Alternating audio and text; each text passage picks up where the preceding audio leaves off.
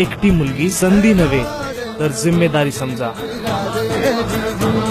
गेल्या 350 वर्षापासून माझ्या राजाबद्दल जनमानसांमध्ये जी प्रतिमा आहे ती ही प्रतिमा आहे. शिवाजी महाराज स्मरणार्थ आहेत ते फक्त एवढ्यासाठीच, त्यांचा जय जयकार आहे तो फक्त एवढ्यासाठीच. आणि पुन्हा आपल्या स्मरणात जळवा मराठ्यांचं सळसळतं रक्त.